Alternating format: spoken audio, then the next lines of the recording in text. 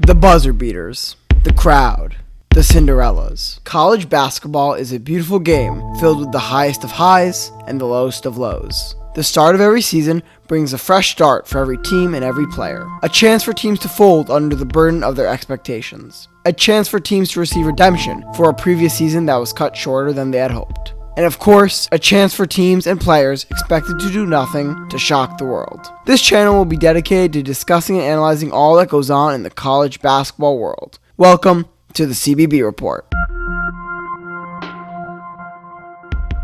There is, unfortunately, a lot of time until the beginning of the season on November 8th. With the transfer portal winding down and declaring for the draft over, rosters are starting to take shape. With that, let's go through each conference and rank the teams. Today, let's do our too early 2022-2023 rankings for one of the most storied conferences in college basketball, the Pac-12. While I love ranking teams, I do not believe it provides a clear picture of the competition levels between teams. The difference between a team I rank 7 and a team I rank 8 can be extremely marginal, and both teams can probably flip-flop on my rankings. The same thing goes for 3 and 4, 5 and 6, and etc. etc. That is why I've created a tier list to show off different levels of competition. In the Pac-12, I've created 5 tiers, the 5th being the lowest and the 1st being the highest. Today, let's rank tier 3, which, like the Big Ten, I've named Interesting Pieces. I kept the name for tier 3 the same, Interesting Pieces, because I feel like it's still appropriate. These 3 teams have some interesting players and situations in the mix, but all these 3 teams also have a glaring flaw or a bunch of little flaws holding them back from becoming really elite. Last in tier 3 Interesting Pieces and 7th in the Pac-12 is Arizona State. The Sun Devils finished 14-17 on the season, but 10-10 in the Pac-12 and 8th overall. The same thing that happened to Washington happened to Arizona State. The portal giveth and the portal taketh. Arizona State lost 9 players to the portal, but unlike Washington, they returned their leading scorer DJ Horn. Head coach Bobby Hurley also did a very good job in the transfer portal, picking up Frankie Collins from Michigan, Warren Washington and Desmond Cambridge from Nevada, and Devon Cambridge, no relation, Desmond, from Auburn. The recruiting class was small in number, but large in talent. High 4-star point guard out of Wagner High School, Austin Nunez, the high 3-star center from Hillcrest Prep, Duke Brennan, are both headed to Tempe, Arizona. Every single guy that Coach Hurley got should make an immediate impact for the Sun Devils. I project the starting 5 for Arizona State will be Frankie Collins, DJ Horn, Marcus Bagley, Alonzo Gaffney, and Warren Washington. Collins had a pretty good season at Michigan and shocked many when he decided to leave. He only played 11 minutes a game with the Wolverines, but averaged 10.4 points per 40 and at times was dynamic on the ball. His offensive rating in the 80s wasn't pretty, but seeing the film, there is true potential there. He's going to have to shoot better than 16.7% from 3 though. Collins will probably start the 1. Sliding next to Collins should be Arizona State's leading scorer from last year, DJ Horn. Horn averaged 15.1 points per game 2 years ago and 12.5 points per game last year. He's an efficient 3-level scorer and even chipped in 3 boards and almost 2 assists last year. At the 3 should be the younger brother of Marvin Bagley, the 3rd, Marcus Bagley, or potentially Desmond Cambridge. Bagley averaged 10 points per game on 23 minutes and 17.4 points per 40 last year. He shot 38% from both the field and 3-point line, and he averaged 4 points per game last year. His advanced numbers weren't great, but his 26.5% usage is very good and shows that Hurley trusts him. Coach Hurley also got Desmond Cambridge from Nevada in the portal. Cambridge had a fantastic season for Nevada last year, averaging a pretty efficient 16.1 points per game. With 1 more year of eligibility, Coach Hurley convinced him to come down to Arizona State, and Hurley will want to incorporate the 6'4 Cambridge for his scoring prowess alone. Yes, his defense is a little questionable, but his 104.9 offensive rating shows he can make an impact for the Sun Devils. Expect Cambridge to start on the bench behind Bagley this year, but if he can improve his defense, he could also take the spot from Bagley. At the 4 should be Alonzo Gaffney. Gaffney is probably the biggest weakness in this starting 5, only averaging 4.2 points per game and 3.6 rebounds a game last year. He's another okay stretch 4, shooting the 3 ball around a 30% clip.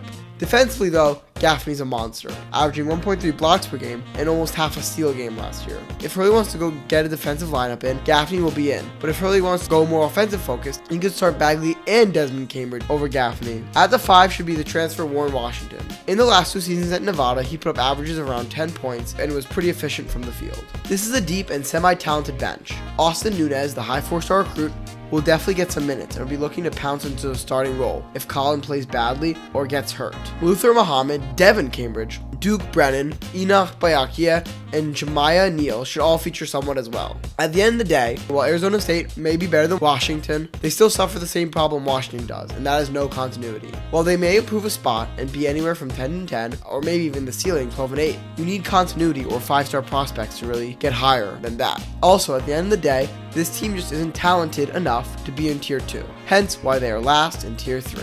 In 6th in the Pac-12 in the middle of Tier 3 is Colorado. Last year, the Buffs had a very solid season, finishing 21-12, 12-8 in conference, and 4th in the Pac-12. Colorado lost 4 of its starters from last year, including star Jabari Walker, who led the team with 4.6 points per game last year, and was drafted with the 57th pick of the draft to the Trailblazers. That said, head coach Tad Boyle was able to keep players heading into the season and get some helpful recruits and transfers. The recruiting class wasn't great this year. They got a high 3-star center from Enderlin, North Dakota, Joe Hurlburt. They also got shooting guard RJ Smith and shooting guard Javon Hadley.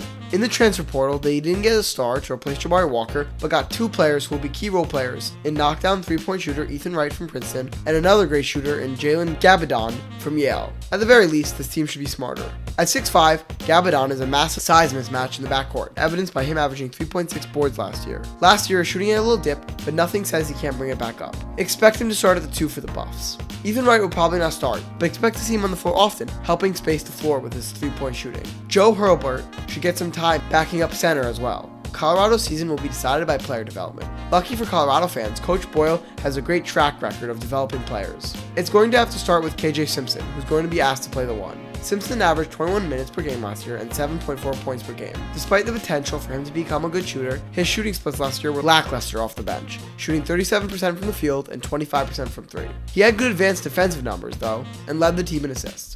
It is really about limiting the turnovers and becoming a better all-around scorer, and I think he can do that. Nikkei Clifford will start at the 3, and he can break out for Colorado. Clifford averaged only 6.7 points in 23 minutes last year, but on great shooting splits, 45% from the field and 40% from 3. He will have to take on the major scoring load lost from Jabari Walker. That said, I'm really high on Clifford, and I think he will do that, almost as well as Walker. Clifford just needs to be a bit more aggressive in scoring in his junior season, and Coach Boyle needs to up his 16.9 usage percentage. Clifford also has an amazing 96.9 defensive rating. The starters in the front court will most likely be Thiago da Silva and Lawson Lovering. This is a solid front court. Thiago da Silva is a stretch 4 and a bucket, averaging 9.4 points per game last year. Expect him to be around the same numbers this year, as he helps court spacing for the Buffs. His next step in his progression would be improving his defense. Lovering will jump into the starter role after averaging 10 minutes per game last year and 1.9 points per game. Lovering struggled with his touch inside and had a negative 28.6 net rating. That said, I believe he can improve enough to not be a liability for this team and be just okay. The bench has solid options other than Wright and Hurlburt. Julian Hammond is a very good 6th man and potentially a scoring spark plug off the bench. Luke O'Brien and Javon Ruffin should feature in limited minutes too. At the end of the day, Colorado will still be pretty good. They have a low floor. I just do not know how high their ceiling is. I expect a slight regression because of the loss of Jabari Walker, as well as Elijah Parquette, Keyshawn Barthélemy. While I expect players like KJ Simpson and Nikkei Clifford to develop well this year, I do not think he'll be quite well enough to replace the losses and get them back up to 4th place in the Pac-12. I expected an 11-9 season in the Pac-12 for the Buffs, and that makes them 6th place. First in Tier 3 and 5th in the Pac-12 is Stanford. This is a higher place than all the known experts have Stanford, but I really believe in this team. Last year, the Cardinals finished 16-16 overall and 8-12 in the Pac-12, which was good for 9th. By the way, what a stupid mascot. I'm sorry, this is going to be a pretty positive team breakdown, but how can your mascot be a tree? Like, come on, do better. Anyway, back to basketball. When their star forward Harrison Ingram withdrew from the draft and came back to Stanford, this frontcourt tandem became one of the best in the Pac-12. Ingram and Spencer Jones will start at 3 and 4, and they were the 2 leading scorers from last year, so there's already major continuity in this team. Ingram averaged 10.5 points per game last year, shooting 38% from the field and 31% from 3. Ingram at 6'8" is going to be a mismatch at the 3, and is really strong inside. He also led the team last year with 6.7 rebounds. He will look to do a better job limiting the turnovers as he averaged 2.3 a game. Jones led the team with 12 points per game, shooting 47% from the field and 37.6% from the 3. He's an efficient and lethal scorer, and his 116.9 offensive rating was the 2nd highest on the team last year. He's also a very solid defender. At the center, at 6'9" is James Keefe. Though James Keefe is a little undersized for center, he had an incredible 123.3 offensive rating last year, which led the team. He averaged 5.3 points per game in 20 minutes per game. He can't shoot the 3, but shot 60% from the field and is super efficient inside. Despite his size, he also averaged 4.8 rebounds per game. Keefe, Ingram, and Jones make a very solid front court, and one of the best in the Pac-12. The backcourt is not too shabby either. Michael O'Connell will start at point guard and is a great passer. He was the assist leader last year and will enter his 3rd year in the program. Another win for continuity. He averaged 3.6 assists per game and averaged 7.1 points per game on pretty poor shooting splits, but he's still a solid floor general, and that is his role in the offense. He doesn't have to score. He's also sneaky good on defense, averaging 1 steal per game. At the 2 is the transfer Michael Jones from Davidson. Jones was the only transfer that Stanford got. He is a knockdown 3-point shooter, averaging 42.1% from 3 last year. He is also a solid distributor, averaging 1.9 assists per game, and at 6'5" is a good rebounder, averaging 3.6 boards a game. He is another backcourt player that averages 1 steal a game. Expect Stanford to run well in transition. I just love the makeup on the team. Everyone has a role. There are scorers and passers around to find them the ball, and this team is tall and can get boards inside. Head coach Jared Haas has done a good job assembling the starting 5. The bench is shallow, but still has some talent. Jalen Thompson, a 4-star small forward recruit from Southern California Academy, will feature off the bench in key minutes. High 3-star small forward recruit from Coppell, Ryan Argawal, will feature at times as well. As for the rest of the bench, Issa Silva, Brandon Angel, Max Morrell, and Maxime Reynaud all feature in key minutes, and were all here last year, and no Stanford head coach's Jared Haas' system. It's not all suns and roses for the Cardinals though. Their backcourt scoring will be rough at times, and even though they brought Michael Jones, who will help with 3-point shooting, their 3-point shooting will still also be rough, and that can ruin floor spacing. Though, if they can shoot just a little better from the 3, they're going to exceed expectations and finish 12-8 or even 13-7 this year. Expect an exciting season for the Cardinals. That is my Pac-12 Tier 3 Interesting Pieces rankings. Let me know if you agree or not in the comments, and thanks so much for watching, everyone. Hope you enjoyed the video. Follow the TikTok, the CBV Report. Subscribe, like, and comment with your thoughts. Where was I right? Where do you think I went wrong? Let me know down below, and thank you for watching.